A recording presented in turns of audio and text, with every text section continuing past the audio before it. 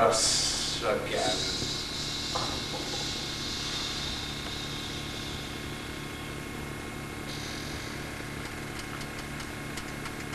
The head cold.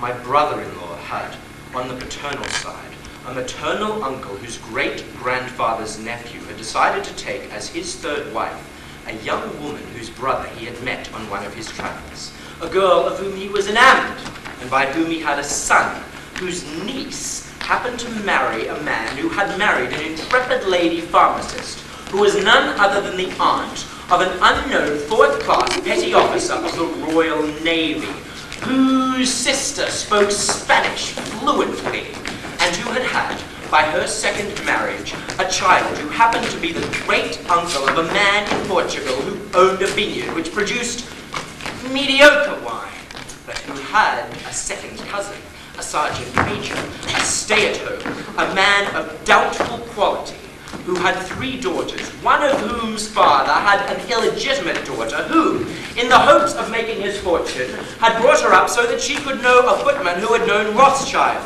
Well, she and said footman decided to get married, and upon procreation reached the conclusion that they must have a son. Now this son had a grandfather, a stunted little gnome of a man who wore spectacles given to him by a man from Portugal.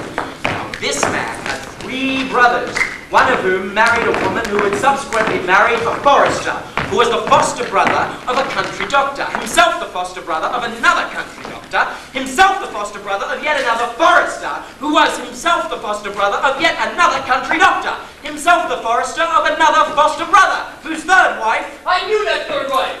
She ate chicken on a hornet's nest. No, it's not the same one. As I was saying, whose third wife was the sister of the best midwife in the region, and who, early left a widow... Like my wife? No! Early left a widow, had decided to marry, and who produced a son who burned his bridges... His bridges? No, his bridges! Who burned his bridges in the hope of marrying a woman who subsequently married an oyster woman, daughter of the best fly fisherman around. A fly-by-night? Whose sister was named Marie, a school teacher, blonde, pretty, petite Marie. Her sister was also blonde, and also pretty, and also petite, and also named Marie, and If also, she's blonde, she by must be Marie. a school teacher who was reared in Canada by a lesbian priest whose great-grandmother, occasionally in the winter, like everyone else in that godforsaken country, caught a cold.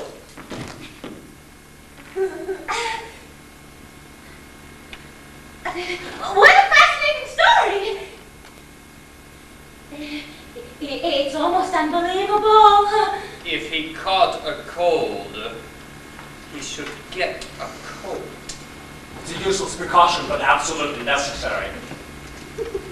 Excuse me, but I didn't understand your story very well. I got mixed up when we got to the part about the grandmother and the priest. One always gets mixed up in the hands of a priest. Won't you tell it again, Mr. Fire Chief? Everybody is longing to hear it.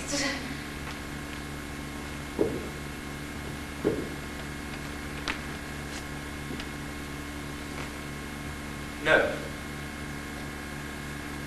I'm sorry, Mrs. Smith, I should like to. But you all seem to forget that I am here on official business.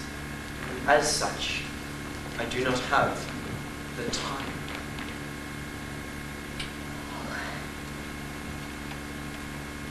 There's no time here.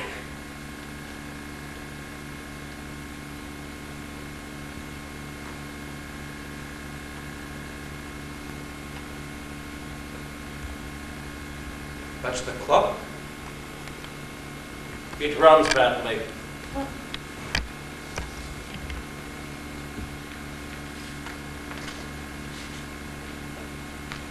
It's contradictory. It always indicates the opposite of what the time really is.